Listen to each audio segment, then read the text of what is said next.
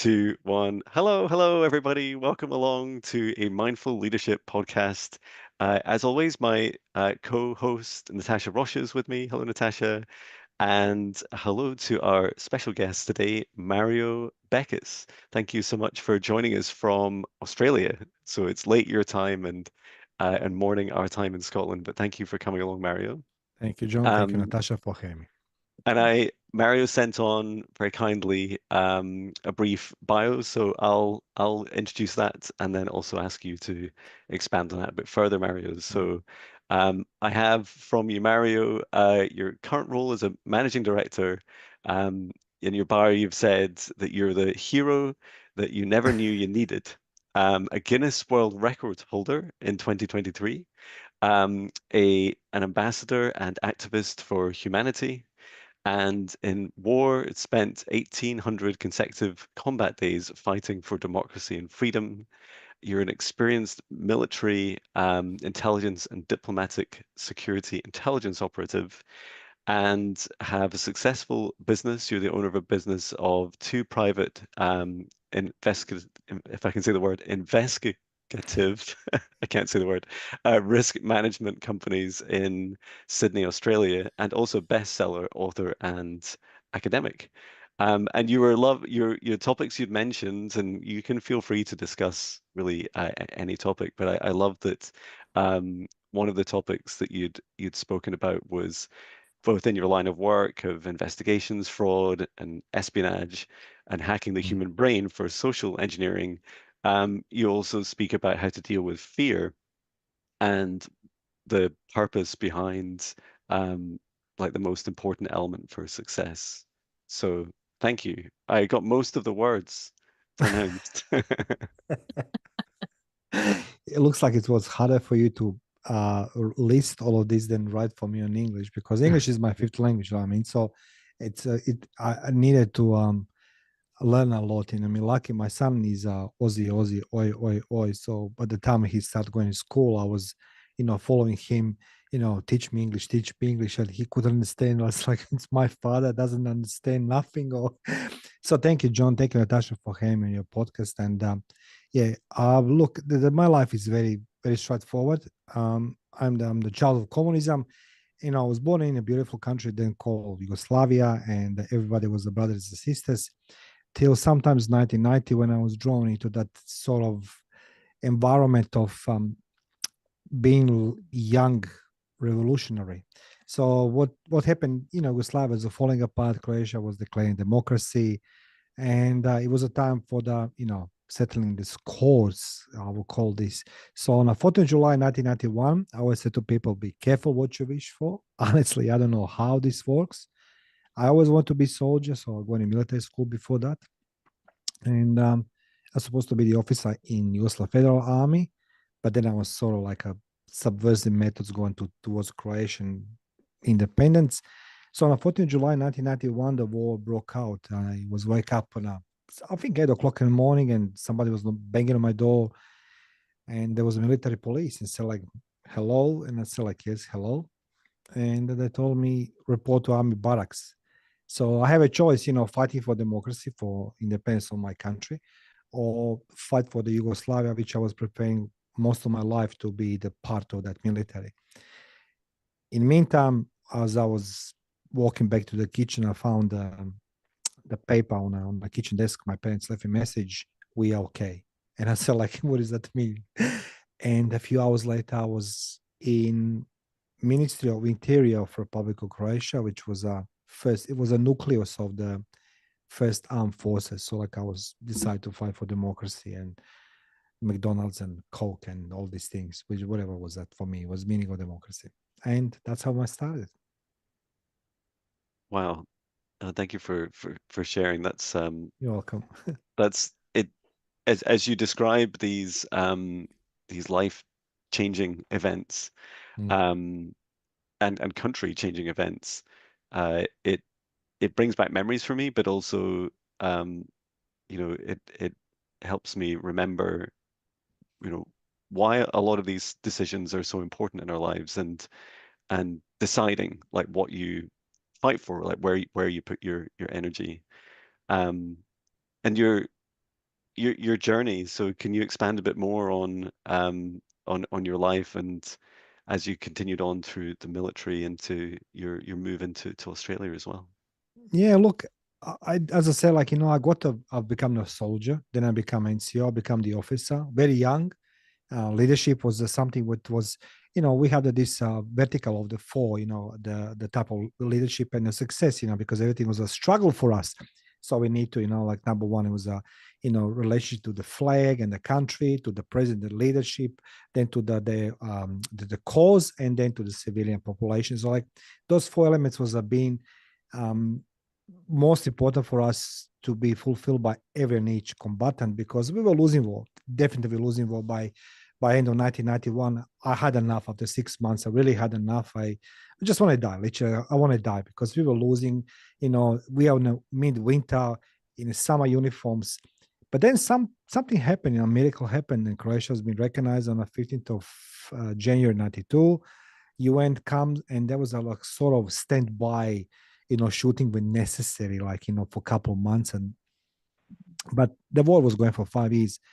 And then eventually, as I was very young, I I knew that society, like when you're born in society, I was born in Croatia, is by education, by default, if your parents are somebody representing a society, that's, as I said, doctors, you're gonna go forward in hierarchy of society. If your parents are workers like my one, you know that your place in society doesn't matter what you do or what you achieve. You're gonna never gonna be a leader, the manager. You're gonna be just a worker. And I didn't saw my parents for 3 years, and eventually everything comes to the end. The war comes to the end, 96, and I was looking to get out of this. I want to married. I want to have the kids. I was 25 years old. My father just passed away. And then, I said to myself, I just want to be the spy. That's a good life. The girls, the martini, 007 lifestyle. Um, but because, you know, I was very young, I was very perspective for the government. So I was I was a tip of the spear for military. But somehow, like I was always being dragged into some type of this dark cells of the society, the spies and the intelligence, and I never understood why. I was thinking that's a good thing, but actually was a bad thing, because I was a single man without kids, and you are expendable. On 96, I was in coffee shop with a good friend of mine. It's like in the movies, and it comes this beautiful blonde lady with the four guys in the black, like a movie Man in Black, and she drops me envelope on a table, and she says to me, Monday, 7 o'clock, and I say, "Do you know who I am?" And she says, "I know who you are." It's like, it was a standoff. And then I opened the envelope, and that was invitation for me to join to then that was called Directorate 7, Sector 7 of Foreign Intelligence. And my part was being sort of concealed into big bubble of lies. I lied to everybody in military what I'm doing, that I prepare myself to the transition into the foreign affairs. Everything was being prepared for me in secrecy, like that. One day when I cross from Department of Defense to Foreign Affairs, I'm gonna go overseas. And eventually, 98, 30th of May 98, I was transferred to Foreign Affairs. 6 months later, I was on a plane to Australia, to Croatian Embassy in Canberra.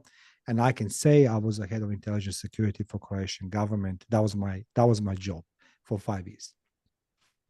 That's That's on my trip. That's so impressive. Thank you so much for sharing You're welcome. a lot of that. There's two things I want to ask. One is, I love that you wrote that you're the hero that you never thought you needed. So I want to explore a little bit more about that. Yeah. And then the other aspect of it is, how did you work through mentally in that aspect? And I'm sure that obviously prepare you for that in being a spy, in suppressing that fear and having that cool, calm, kind of like what space do you go into to be able to move forward in a situation where it could be quite fearful? Because I think it could help in the sense of, how do we move past our fears into what we want on the other side? So those are the two questions so far that I have for you that I'd love for you to share more about. First of all, when I was being on an airplane for Australia, I never fly in my life. First of all, that was the most frightening experience. Like, I mean, I was holding everybody's hands. I was just like, let's go land. You know what I mean? 36 hours flight to Australia 98 was quite long, and the people still smoke on the plane. That was a unusual feeling. I remember my boss told me before I left, it was the head of counterintelligence. He says, you going in a country which is an island nation, they're monitoring everything coming in and out. On the surface, we're all friends, but there's nobody can hold your hand. This is your list of the tasks. This is how we're going to communicate. And, usually was a difference. Like today, like send the text, emails, everything was, I need to sit on plane and go in Singapore in hotel for the meeting for one day. So, but fear, I learned one thing about fear. Fear, it's real. I think people should not ignore the fact that we are wired by the birth.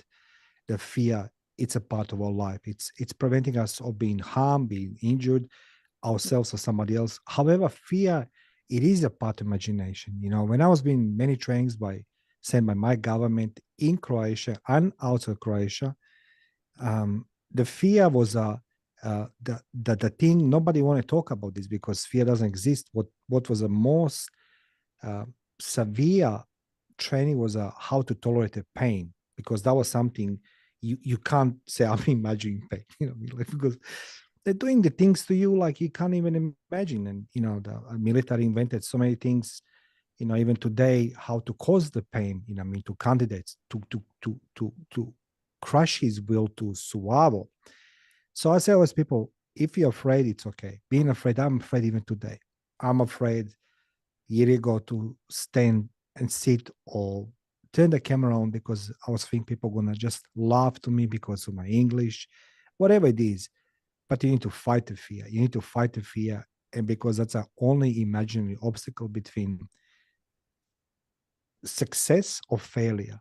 I was dealing with my son for 12 years. He's epilepsy, and every time you go in the hospital, they give you these X-rays and everything, and every time it's just that fear in his stomach and everything else. So I need to calm everybody, including his mother and his grandmother.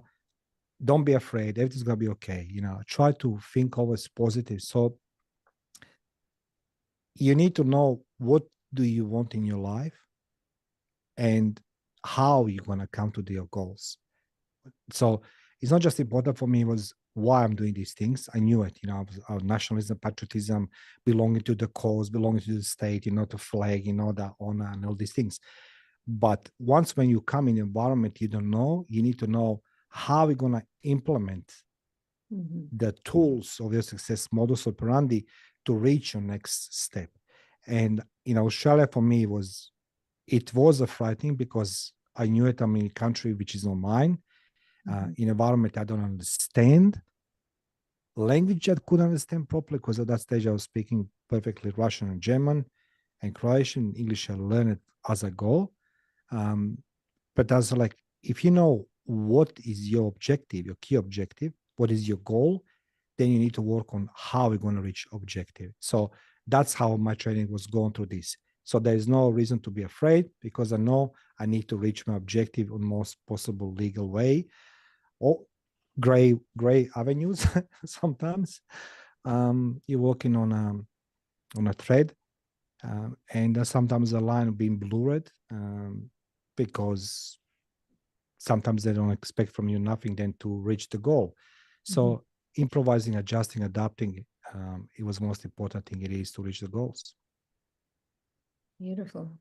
Thank you. Thank you. Thank you, Natasha. Yeah, that's quite impressive.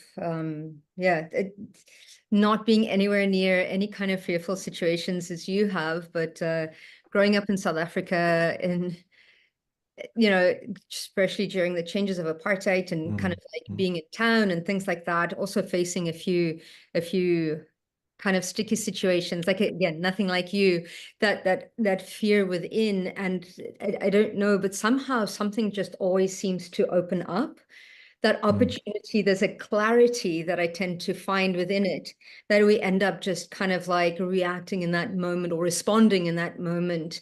And I wonder if have you ever felt, just because we're coming from a spiritual side of things as well, Yes, please. felt anything from a spiritual or an energy like bigger than you supporting you through these moments as well? Well, I can divide my life on three parts. One is like when you're a kid and you don't care nothing. You know, I mean, you're just careless. You know, you just do whatever you do, however you do. And growing up in communism, you learn to imagine things. But then I become the altar boy, so no altar boy. Um, and somehow I start loving this feeling that, there's something greater than just us, the God and everything else. And a party, I always get all these cookies from the priests and everything else. So that was a good thing. However, I reached in my life both some dark moments. Was several of them. 2009 GFC happened, and my wife then, and my son and I, we lost everything. Literally, we lost the jobs, lost the home. Continuous fighting over the money, which was the biggest hurdle, caused my son to develop epilepsy. So I blame myself, and I realized that I lost everything in family. I need to do something with myself. Mm-hmm. And the funny thing it is that, I was being told about law of attraction, everything else. And trust me, Natasha, I was the guy who would make a fun of everybody, thinking positive. Come on, like all this. But then something miraculously happened. I was having coffee, and for the very first time, I walked in a library in Australia, and I found this book called, it just literally appeared in front of me. Well, not literally, but let's go call this metaphoric literally. It's called You Can Do It, and it's also a writer called Paul Hanna, and he talks about a movie, Field of Dreams, if I may say, when the Kevin Costner, the ghost comes and say, "If you build, they will come." And I said, like, come on, seriously, you know what I mean? But that book stuck with me for some time. And in my dark moments, I was living in my friend's garage. He gave me a nighttime job as a CCTV operator. I started writing book, and I say, now it's time to start my business. And that was the moment when I realized that only I can change things on better, because I make it fun of everybody, anybody, and misery loves company, attracted bad people. So I said to myself, I need to change. I need to start believing differently. So even today, in the morning, I wake up. My son is not 22 years old. So when he's there in his room, I say, today it's going to be a good day. And he says, why, you're a psychic? I mean, how do you know? I said, I choose to believe. And he says, stop it, daddy. So we like, I mean, having this discussion. But yeah, I truly believe that there's an energy, and I think that everything's happened for the reason. I think that everybody made people for the reason.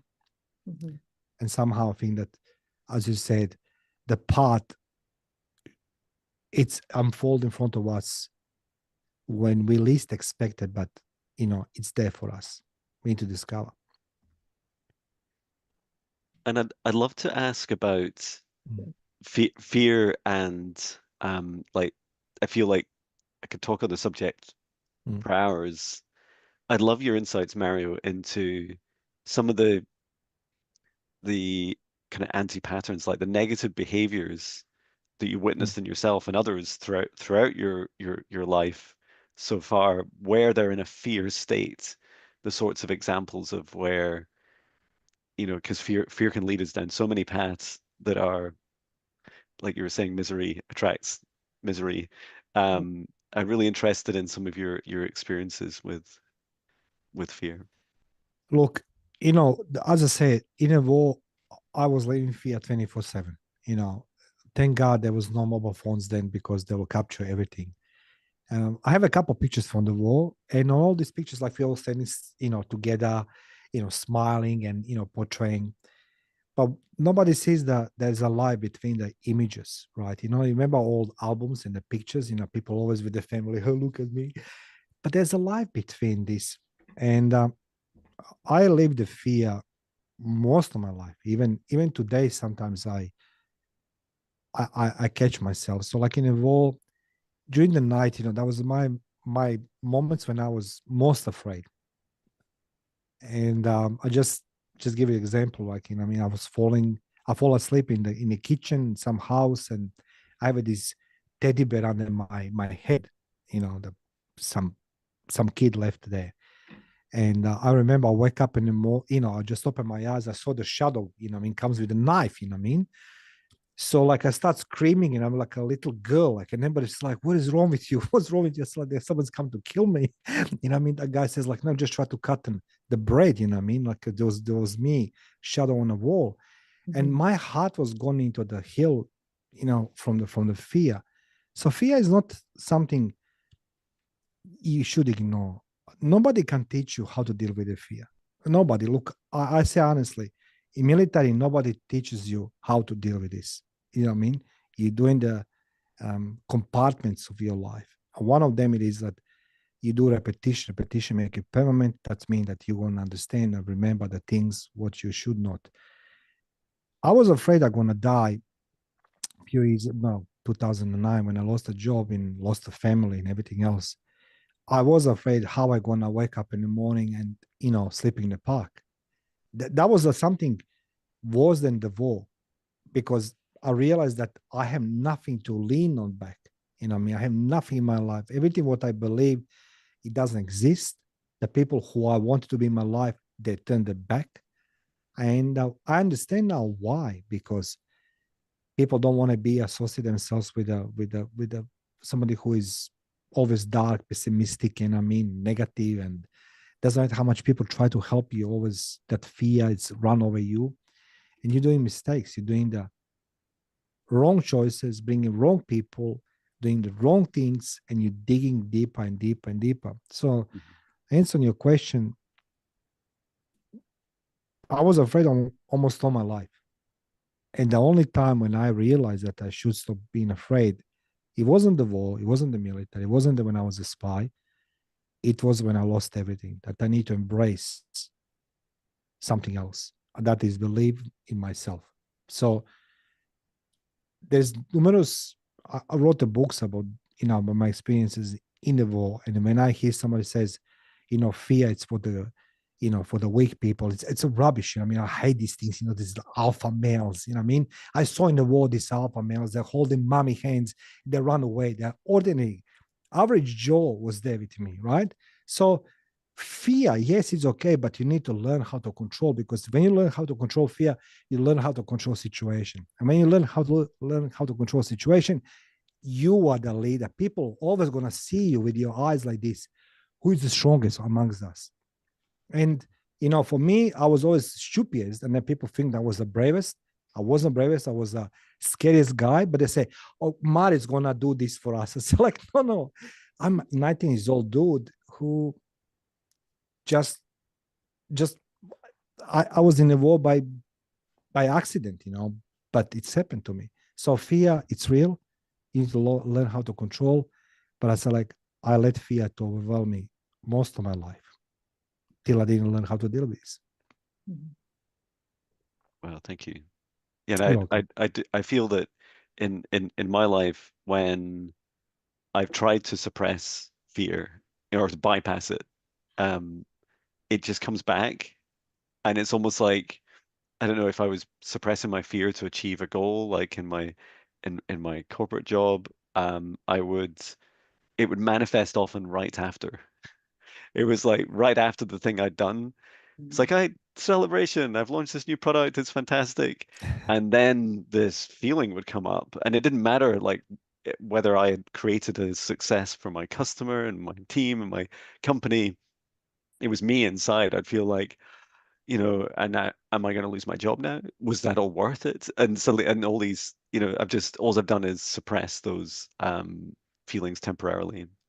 But yeah, I'm a big fan of Field of Dreams, and it does resonate with me as well because it's like it's so counter to the temptation of fear, where I love that you can create, like when you're describing you're starting your business, you're creating this way of receiving. Mhm. And that's like the opposite, right? Like fear is like it's often like I must do a thing or avoid a thing, not I'll just sit back, I'll create my business and then my customers, I'll build it and then they'll come to me. Um and I really Because of my I really fear, love if I that. can just say, I like what you said, like, particularly in the business, you know, everybody dreams to be the business owner. Everybody dreams to have a lot of money. When you listen all these gurus online, and I'm just sitting there, I said to myself, it doesn't work that way. I mean, but people buy that I'll not swear here, but they buy that thing. Yeah. And when I see all these gurus sell 49.95 per month, I give you blueprint to become a millionaire. You know what that money you, Natasha, for? Because you appear today. You have the podcast. You make it accountable yourself to me that you're gonna be here today. See, that's a guarantee for your clients that you're gonna give them the best. It's easy to be the theorist and talk about things. I'll give you one example. Once upon a time, we were in a combat and we run into that shop like a 7-Eleven. Anyway, long story short, we have the call, drinks, everything else. It was a firefight, and comes another group of the soldiers inside. And we start saluting each other, ta ta ta ta ta. We recognize some of each other. And then one of the guys turned, his shoulder insignia. There was enemy soldiers inside in the shop. And we start fighting each other with the knives, with bottles, shooting. I just, I was so afraid. But you know what I did next moment, John? When I come home, I was the biggest hero. Me, man, I kill 500 people. I'm the Rambo, man. Everyone says, really? Yeah. It's like I lied just to cover my fear. So Mhm. you two guys, Natasha, and you, guarantee for success it is that you guys here today with me. That's I seeing you. I mean, you're here today. You make an appointment, you're here. That's a big deal. Thank you. Thank you so much. That's amazing. You're welcome. That's so much good advice in that. Mm. And I do agree with that aspect of receiving that you're both talking about, because I mean, you spoke about that manifesting, and it's all about manifest, like God, do, yes, there needs to be a part of action, but a lot of the times we're not open to receiving. And I think fear also stops us from receiving all that is good in life. And I was feeling into kind of like receiving today. And it's almost like during my meditation, it came through in that it's almost like our breath. We need to Mm. be able to breathe, inhale to be able to, so we need to be able to receive in order to give as well, which I find quite important as well. So it's that exchange that continues to move through as well. And I think that aspect of, moving past the fear, but being completely authentic in who we are, I think is one of those things that we've started, and like you say, showing up is important. And it's something that's come through in the sense of like, if we're not for everybody anyway. So it's okay. And I tell my daughters this because I have two daughters. And one of the things that I said to them right from the beginning is you don't need to like everybody, and not everybody needs to like you. It's okay, because of bringing in that authenticity into that as well. And looking at business too, I find that not all customers are our ideal customers, not all, and we go into that space of kind of like fear and kind of like, how am I going to make this? I need to be all things for everybody, to be able to suit everybody as well. And sometimes it's like, no, there are other better practitioners. There are other places that are supportive and conducive of, that energy, and that could support people better. But that authenticity in being ourselves completely and showing up, like you say, to what expands us, what brings us joy is really quite important. So where did you end up finding that space of going, okay, I don't have to kill 500 people. I can just be me, and that's okay. Well, as I say, when I look now back, my life, I turned yesterday 52 years. Today I'm 52 years and 1 day old. So I never believed that I'm gonna live that long in my life. You Mm-hmm. know, that's the biggest rubbish I ever had in my life. I live fast, die young, and all this blah blah. I never appreciate my life more than right now. And no, I mean, no, like last set 10 years. I truly believe that life gave me the option. He sent me GFC. I lost family. I lost the home. Uh, Everything was just going down to hill. And I make things worse for me. As I said, I took the shovel and started digging even deeper till I didn't realize that I don't see anymore nothing except the darkness. So and then, again, another additional 30 kilos, start smoking, start drinking. And like it was a lot of things happening from bad to worse. But that book sort of changed my life because I said to myself, you can't be, you can't be happy.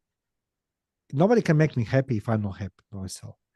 So I was unhappy seeing myself in the mirror. I was unhappy talking to my son, for which I was believing that I was the biggest loser for him.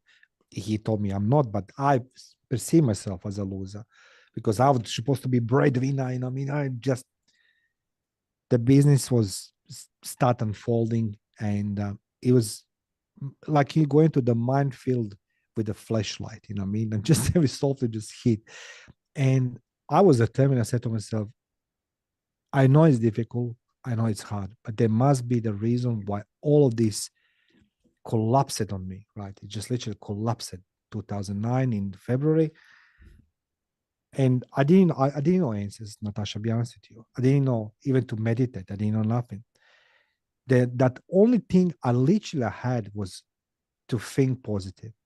And uh, the only tools you need is a pen and paper. What I want from my life. I said to myself, I want to have my business here. I didn't know what I'm gonna run. So I become the PI because I was the closest to my occupation. What would I be? The novelist when English is not my language. So I started being PI. And I don't remember, I was working in Chamber of Commerce and the local Chamber of Commerce, and there was a guy there who was in charge.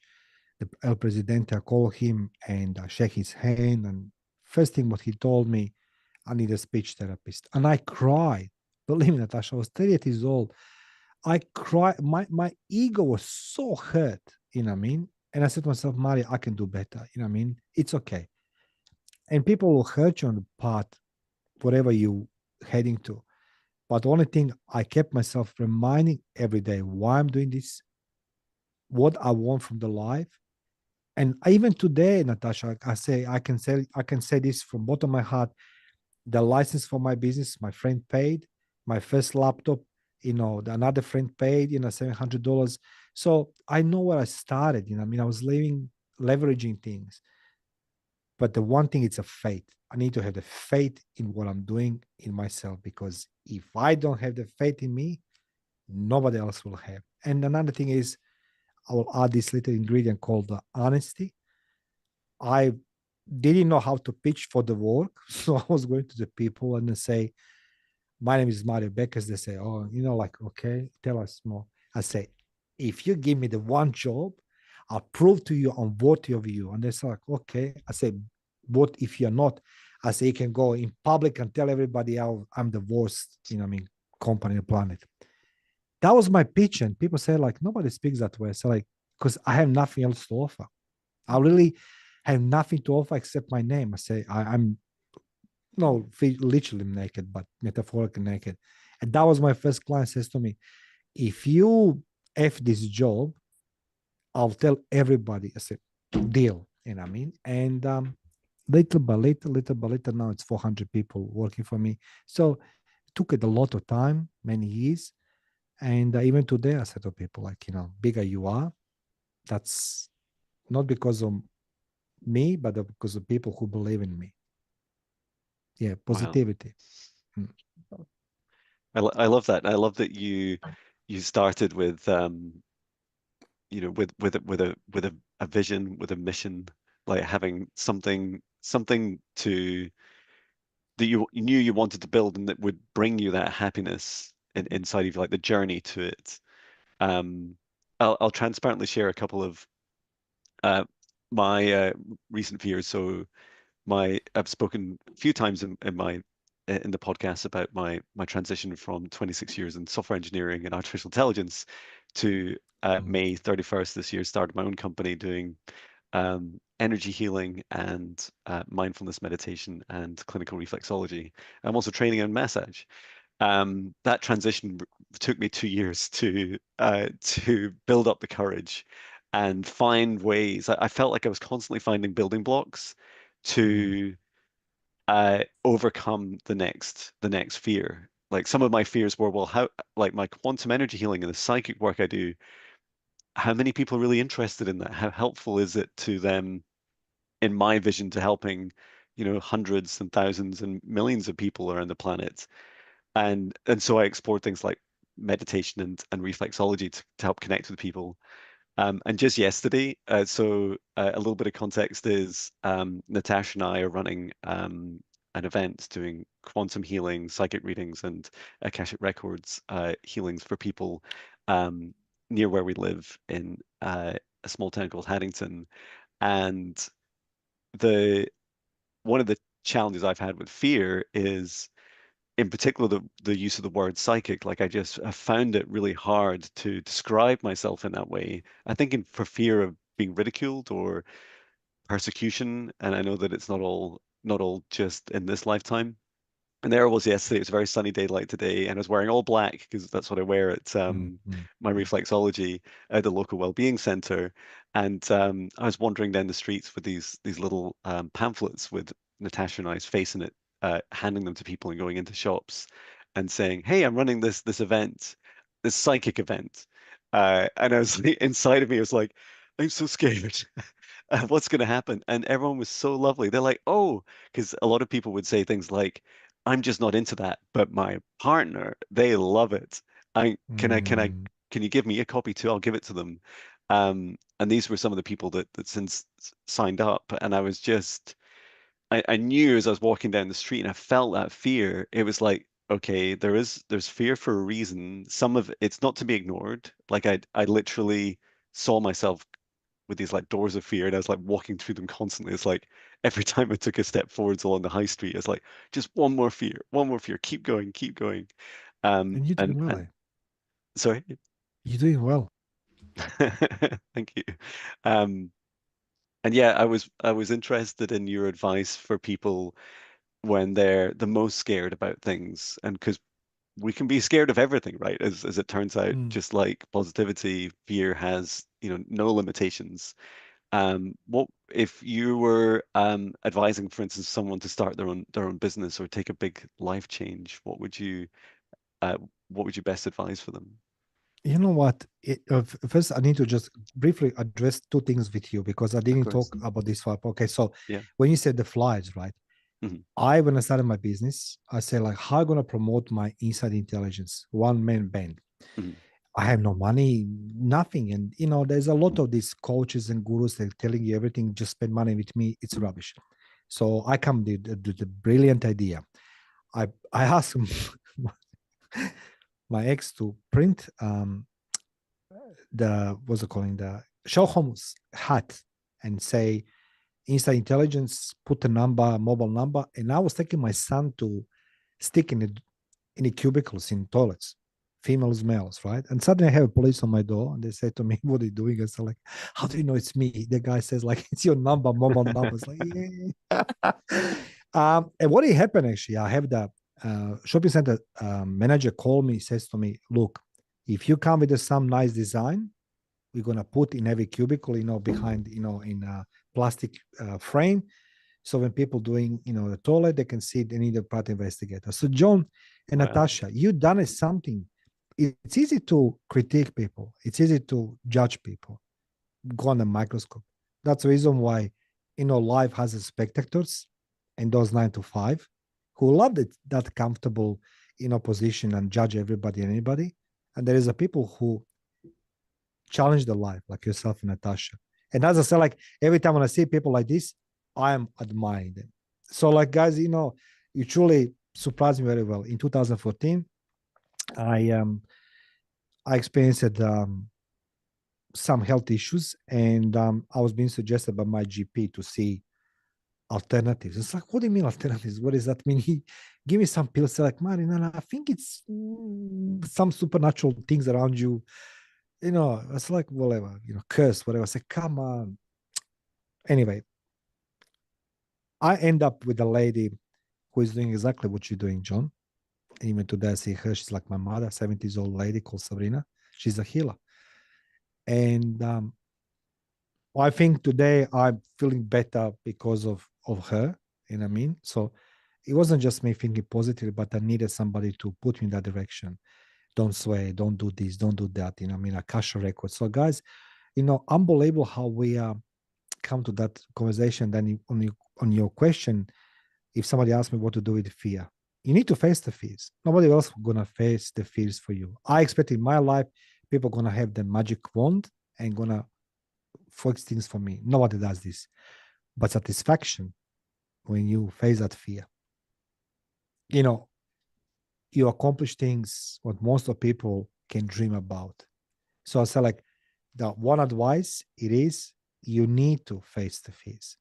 Nobody else will do it for you. If you don't face it, somebody else gonna be better than you. So like doesn't matter what you do in your life, you can expect you're gonna have a critiques, people are gonna look at you differently, they're gonna judge you, they're gonna say things.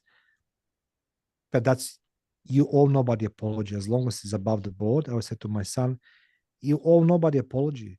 You know what I mean? You know, to Jaro Nutella, you can't make everybody happy, dude. And he says to me, Dad, I said, so what do you want? What do you want? Everybody make happy? And then how are you gonna be happy? So I always say to this, if you want to do something, do it as long as it's legal, above the board. Face to face, solutions gonna appear. Maybe not right now, not right this very moment, as Natasha says, but path will unfold. Face to face, it's there for you for the reason.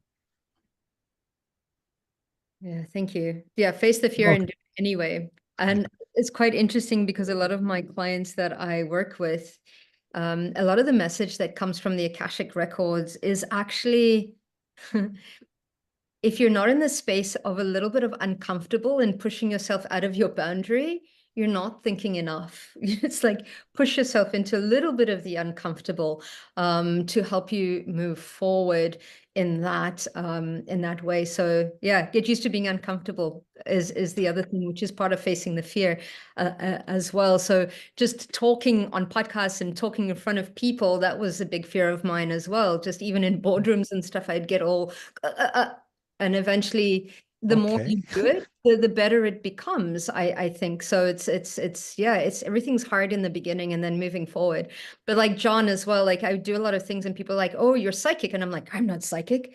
I might be intuitive. We're all intuitive, but it's embracing that aspect of perhaps maybe I am psychic, but everybody's psychic. But, working through that intuitive aspect of facing that fear and doing it anyway. And it's like I say, I'm embracing the crazy and shining that light, and who's attracted to it is attracted to it, are the right people. I've started to become comfortable with that. I'm glad I'm talking to you guys. Seriously. I mean, the world needs people like you. I'm telling you, it's easy to destroy. It's easy to make people unhappy. It's easy to put a tease in somebody's eyes. I'm the great. I tell you one thing from my experience. I know men. And most of the guys I used to be watching and admiring, big and rough, tough guys, will come pick them up 3 o'clock in the morning from their beds and put them into the not such a comfortable vehicle. They will cry. I said, why cry, man? Aren't you a big name there? Why are you afraid? What are you afraid? Like people go like my son, I said, like, if you don't have, if when he was going to the hospital and we had a brain surgery, a doctor says it's a 50-50, but one thing is going to happen, he's going to lose the hearing and the eyesight for a couple months because of the surgery. And I said like, wow, man, just going from bad to worse, when it comes to health. And then we need, as a humans, we need a people like you, John, you, Natasha, to show us the path. You know what I mean? That's the reason why you exist. We can't all pretend we are big and fearless and we are this and that. We need people like two of you. I'm saying this from my experience. I was the biggest arrogant prick on this planet. I enjoyed doing things. I'm not proud, but then life hits you. You know what I mean? Not once, a few times, and then you realize that life is not about being negative guy, but to learn how to be positive and build positive environment. So two of you, I admiring you. I seriously admiring you. Thank Oh, you. thank you so much. You're welcome. It's so kind. Um, and reminds us why it's all worthwhile coming together and meeting wonderful people like you and yeah, Thank you. sharing Appreciate our journeys transparently. Um, I would like to if you'd like to join us, Mario, to do a short mindful meditation on the very things that you've been it. Sure. discussing today. Yeah. And before I do, because once I do, you'll probably feel quite sleepy, Yeah. especially with my voice. Um, I wanted to check how can people best connect with you and your great work. Or your podcast, you're gonna put a link there, guys. So here, Yep, so mariobekes.com.au, but feel free, give the love to Natasha and John on their podcast, and my details is gonna be there. Here. fabulous. Thank you. You're welcome. Brilliant. Well, let's get started with our meditation. So if you'd like to join me now, and you can choose to close your eyes or soften your gaze. And join me in taking 3 deep breaths in through the nose, nice and deep. And breathe out any low vibration energy or emotion nice and loud. Breathe in through the nose, nice and deep. And breathe out any fear, stress, or anxiety or shame at this time, nice and loud.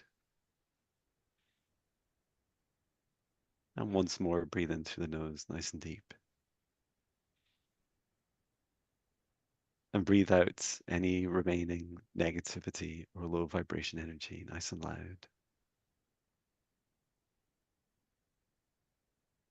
And continue to breathe deeply and calmly. And I'd like to invite you to reconnect with your whole body at this time. And if you choose, you can place one of your hands on your heart and just ask yourself, body, how are you feeling right now?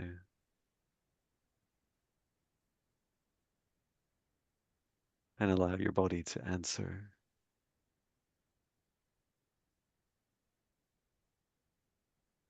Bringing that awareness to your breath, to your chest,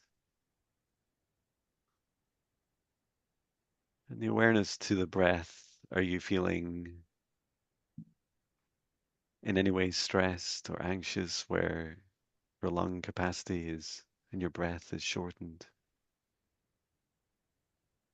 Or are you now relaxing and allowing your lungs, your chest to breathe in and to receive more of this wonderful oxygen and energy from around you? And if you're to remember one thing from this meditation today, it's to know that there is infinite abundance of this beautiful air and this love energy that flows around this planet for you to always receive into your chest and into your body.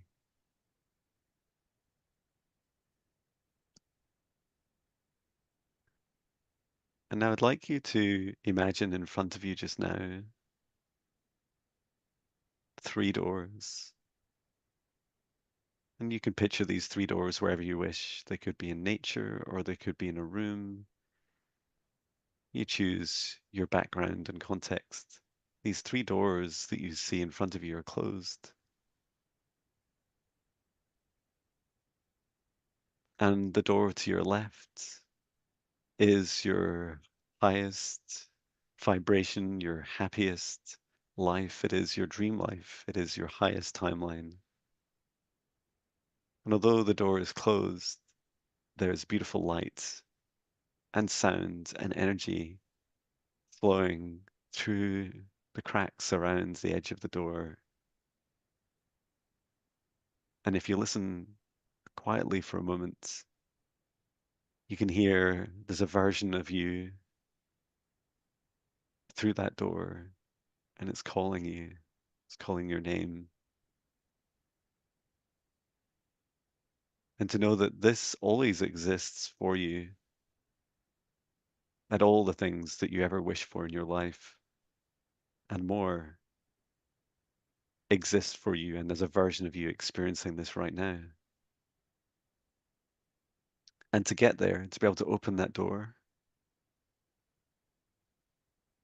there's two other doors to address first.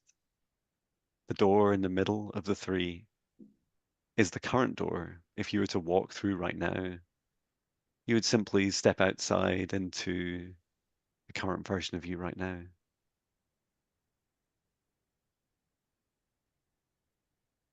And this is the baseline. It's where you are right now in your happiness, your joy, your self-love, your frequency. And then to the right is your lowest vibration door. It is the door of your greatest fears, your greatest shadows, your lowest vibrations. And each of these doors are closed right now. But I'd like you to bring awareness to, in particular, this door on your right of your lowest vibration, of your greatest fears, because there's healing behind that door. And although the door is closed and it feels so fearful because it represents some of the biggest challenges that you face in your life,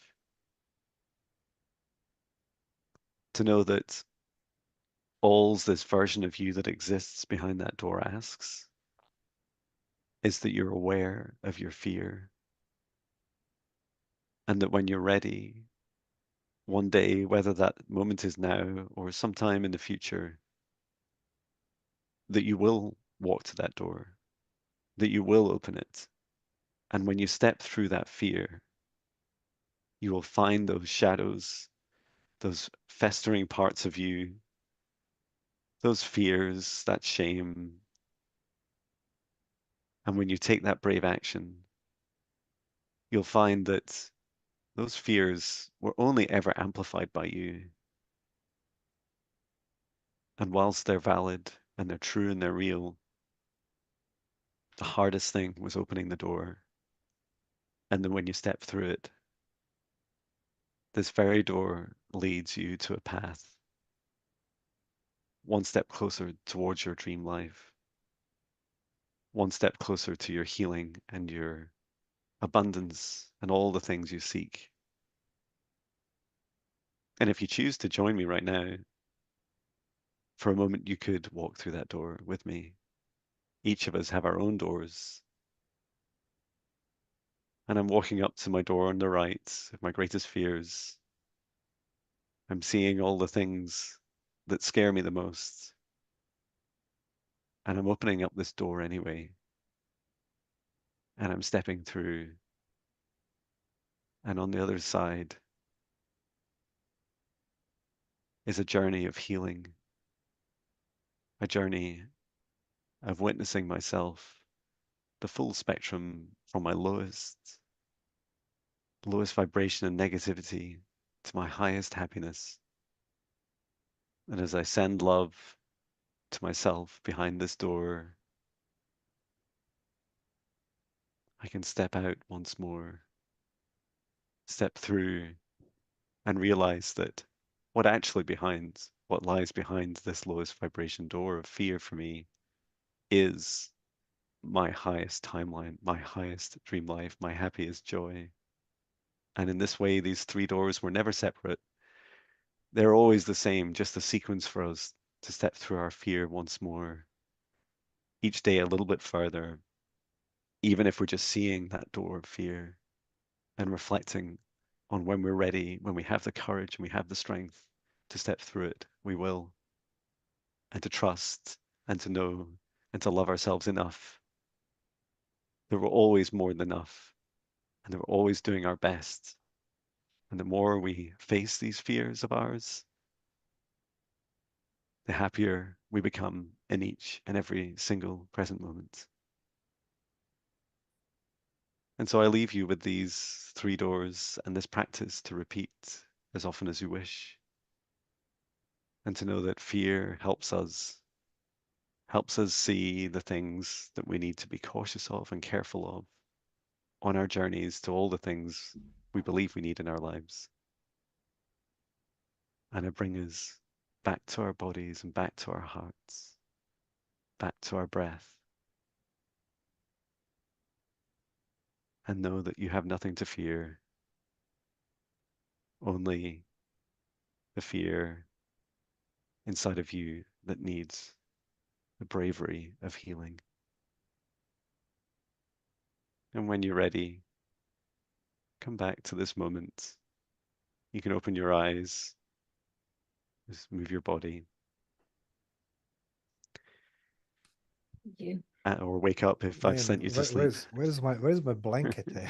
Honestly, that was a good one actually. Thank you. That honestly, that oh my god! Like I wasn't expecting that at all, but thank you, John. Thank you, John. Thank you, Natasha. Thank you so much for today having me on your podcast, and looking forward, speaking to you very soon, guys. So appreciate very Absolutely. much. Thank Thank you, you. Mario, and best of luck with your business and your life ahead of you and your Wish you family. And thank you so much for your kind words. It's really greatly appreciated and received. And I'm sure it'll give Natasha and I a lot to reflect on. So thank you so much. And I'll end our podcast just there. Thank you so much, everyone. Take thank care. you.